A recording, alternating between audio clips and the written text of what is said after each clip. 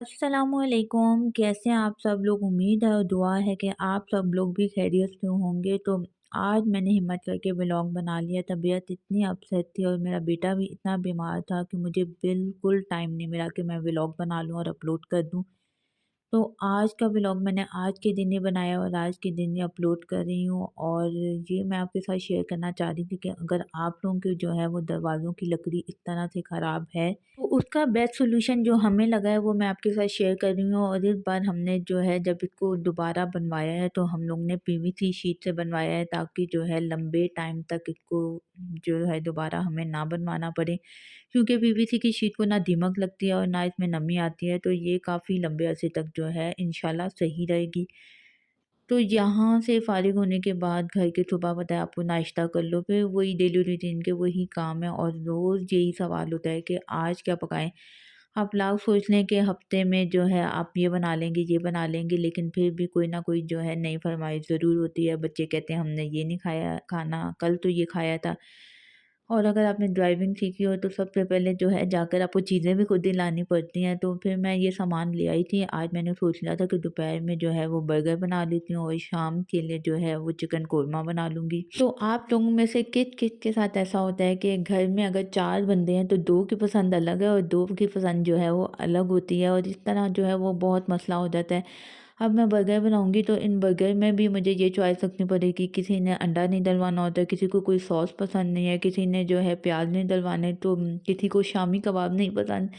तो मेरी बेटी को जो है वो शामी कबाब नहीं पसंद और मेरे हस्बैंड को भी जो है वो बर्गर पेटीज़ के बर्गर ज़्यादा मज़े के लगते हैं, वो शामी कबाब के इतने शौक से नहीं खाते। तो उनके लिए मैंने जो है वो अलग से बर्गर पेटीज़ फ्राई किए थे और बाकियों के लिए जो है वो मैं शामी कबाब के बर्गर बनाई थी। और उसमें से भी चॉइस है, किसी में जो है वो अंडा नहीं डालना, किसी में कोई सॉस नहीं डालनी।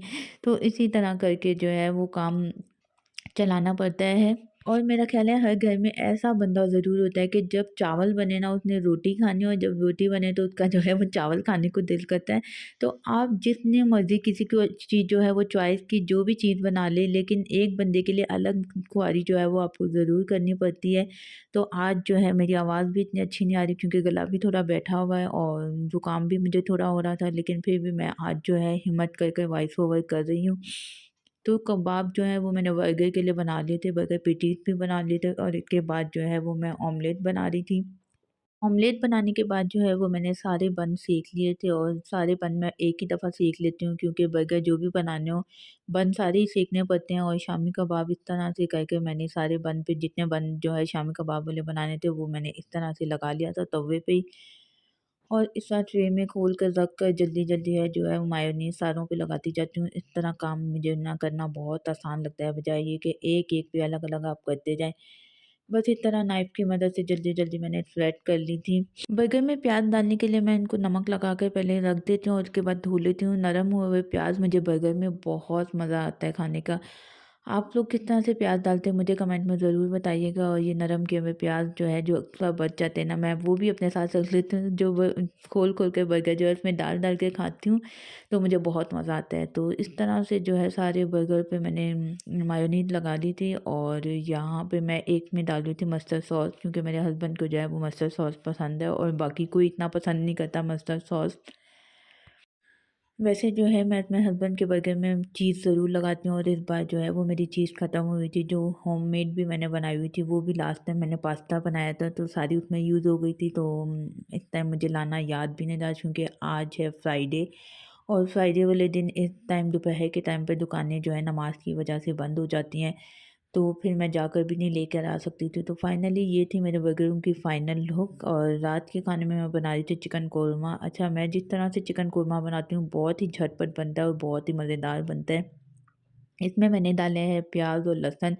प्याज़ और लहसुन को डालकर उसको जस्ट जो है ना आपने हल्का ब्राउन कर लेना है और इसके बाद प्याज़ प्लेट में निकाल लेने हैं और उसी ऑयल में जो है वो आपने चिकन फ्राई कर लेना है। अच्छा, इस तरह से चिकन कोरमा बनाने में आपका सिर्फ़ ना इतना सा टाइम लगता है कि शुरू में बस आपने जो थोड़ी देर का ये काम किया है ना, इसके बाद हल्की आँच पे ये पकता रहेगा और जो है वो आपका कोई भी इतना ख़ास बाकी काम जो है वो नहीं रह सकता। इतना मज़े का बनता है ना। ये प्याज़, लहसुन और टमाटर मैंने इसमें डाले थे और थोड़ा-सा दही डालकर मसाला ब्लेंड कर लिया था और जो चिकन मैंने फ्राई की थी उसमें डाल दिया था और बाज़ार का जो है वो कोरमा मसाला मैंने डाला था, आलू बुखारे डाले थे और दम पर रख दिया था। जब तक मेरी रोटियाँ बन रही थी तब तक जो है हल्की आँच पे ये पक रहा था और उतने में जब तक मैं रोटियाँ बनाकर फ़ारिग हुई थी मेरा जो है वो सालन बनकर तैयार हो गया था। बस दरमियान-दरमियान में चम्मच हिलाते रहना है और आपका सालन जो है मज़ेदार सा बनकर तैयार हो जाता है। अच्छा, आज जो है मैंने कोरमे में बाज़ार का मसाला भी डाला था क्योंकि घर के मसाले मैं डालती हूँ ना तो कोई भी सालन को हाथ नहीं लगाता। उनको वही बाज़ार वाली खुशबुएँ भी चाहिए होती हैं और वही बाज़ार वाले टेस्ट भी चाहिए होते हैं। तो फिर मैं कहती हूँ अच्छा है कि ऐसी चीज़ बनाई जाए जो सबको पसंद भी आ जाए और सब जो है वो शौक़ से खा भी लें। इसके बाद रात को हमारा आज बना था आइसक्रीम खाने का मूड और सर्दी में जो है वो आइसक्रीम खाने का मज़ा ही हो रहा है क्योंकि गर्मी में सारी मेल्ट होती जाती है, सर्दी में आइसक्रीम का जो है वो मज़ा बहुत आता है। ये मैंने ली थी कैरेमल क्रंच आइसक्रीम और कैरेमल क्रंच आइसक्रीम के ऊपर जो क्रंच डला होता है ना, उसके साथ आइसक्रीम का आहा हा! क्या मज़ा आता है मैं आपको बता नहीं सकती। तो बस रात को वापस जा रहे थे और सड़कों को देखकर आपको अंदाज़ा हो गया होगा कि रात को इतनी सर्दी में हमारे अलावा कोई नहीं था। अल्लाह हाफ़िज़।